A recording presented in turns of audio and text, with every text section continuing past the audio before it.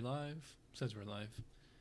Hey, welcome to an episode of Chad's Beer Reviews. You ever notice that I always adjust my glasses as soon as I do this? You know, I do that when I brush my teeth too. Like as soon as I'm about to start brushing I adjust my glasses. Anyway, got a pretty special beer tonight. This is one I got on Tavor. Pretty expensive beer too. This was $10 just for this one bottle. So this is Anchorage Brewing, the Tide and its Takers, triple with Brettanomyces. So it says, Leo's here. Ale brewed with Styrian golden hops, triple fermented, first in oak tanks with Belgian yeast, second in French oak Chardonnay barrels with Brett, and finally in the bottle with a third yeast for natural carbonation. It doesn't say it on the label here, but this is actually a collab they did with Dogfish Head, and actually Sam Calagione wrote the whole back of the bottle there. Yeah, you can see it down there. It says Sam Calagione. It's 9% ABV too. So, you know, I love a good triple. Oh, I love good Belgian beer. I really like Brett beers, what I really got into in the last couple years. So hopefully this is gonna be a winner. I mean, it better be. It was $10 just for this one bottle. I spilled a little already. You know, it's like 50 cents right there. So let's give it a whiff. Yeah. Definitely smell that lovely Brett, that farmhouse countryside character. But at the same time, there's like a real juicy fruitiness in there. Kind of like tropical fruit juice concentrate.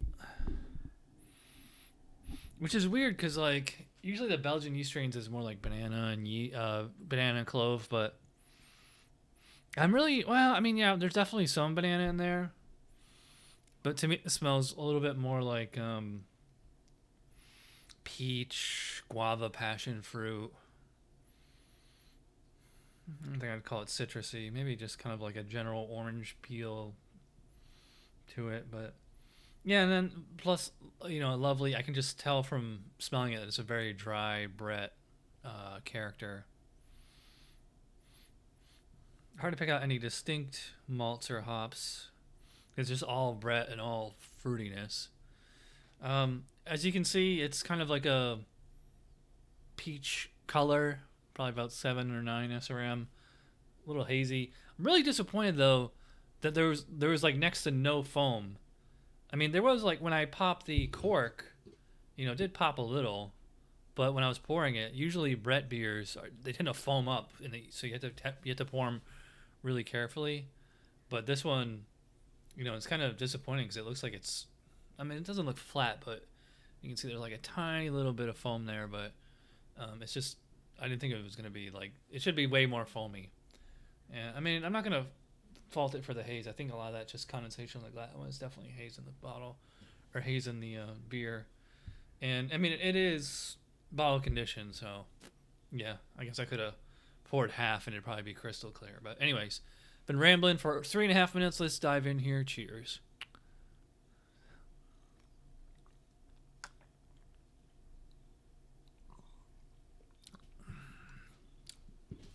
Oh yeah! Wow. That is delicious. It tastes exactly like how I described the aroma, like a really fruity, juicy flavor. So it's interesting because like it's kind of sweet and dry at the same time. So you have this fruity. Actually, have you ever had juicy fruit gum?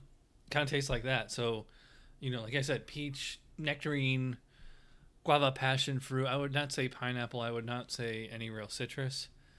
But you're also getting that Brett flavor. It's interesting because like it's like the flavor of Brett, but it's not that drying character you tend to get with a lot of Brett beers.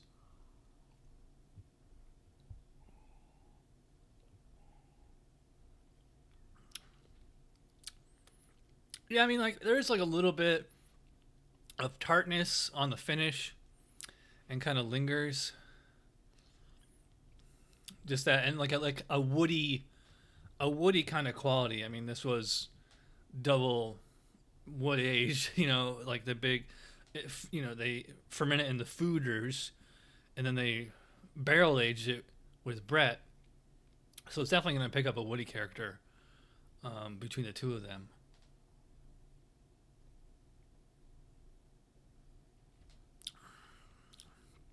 But yeah, the mouthfeel is a little thin, and I can tell that it's undercarbonated. It does feel a little flat. Like for a 9% ABV beer, or like your average Belgian, like say like Chimay White, that's a good standard triple, or Saint Bernard's triple is a good one. Rochefort doesn't do a triple. What's another good one? Oh, how could I forget the one that smells like fruity pebbles? Triple Carmelet, that one, awesome triple. Those are very very effervescent beers, and like they're about medium body tops. But this one, as far as mouthfeel and presentation, this feels like way flatter than that. So I think this is probably just a bottling issue. I moved this one from Alaska to Oregon and then all the way to Florida. Well, I mean, I think if it was gonna go flat, it probably would have went flat like closer to the bottling, not now. I mean, it's not like this is like a 10-year-old bottle.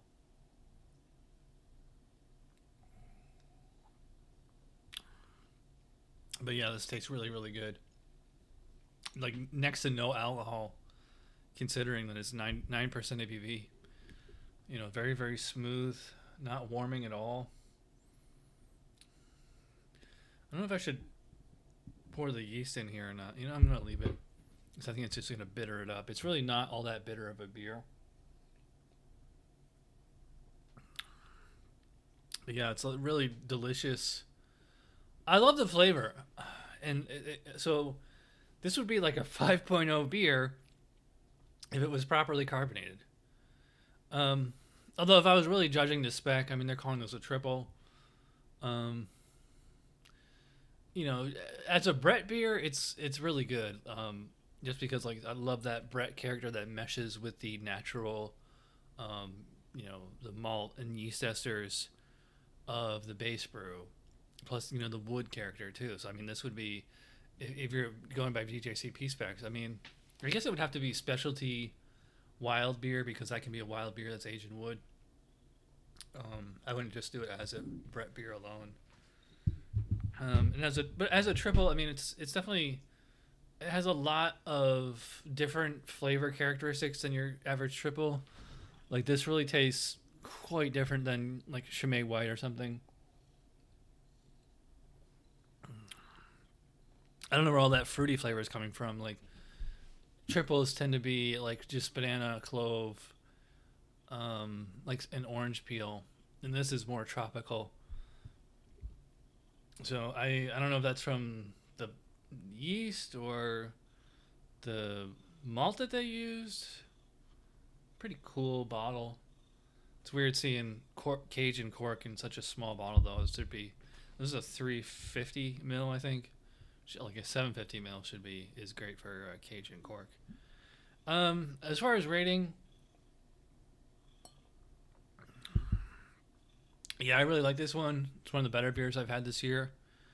And like I said, this, I mean, I'd be tempted to give it 5 if it was perfectly carbonated. So it was a little flat. And just the more that although I am thinking about like, yeah, it tastes good. It's kind of a simple palate. The fruitiness and the Brett and the wood character is there, but it's rather subtle.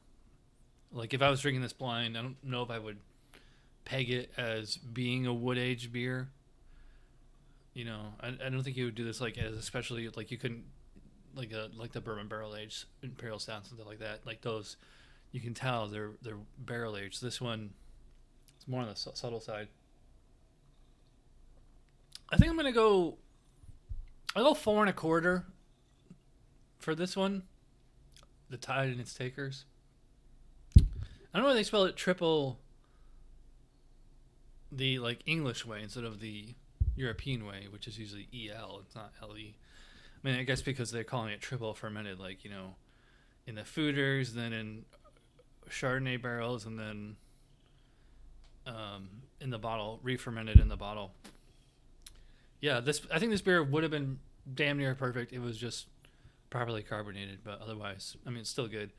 I mean, it's $10 for this bottle, so yeah, I'm glad I got to try it, but it's not something I would buy all the time. Maybe if I had lived in Anchorage, you know, I wonder. Actually, I don't know if these would be all that much cheaper in Anchorage. It's probably like $7, $8 a bottle, maybe. I got it for 10 on Tabor. So, anyways, I'm rambling as always. Thanks for watching, and I will see you probably tomorrow.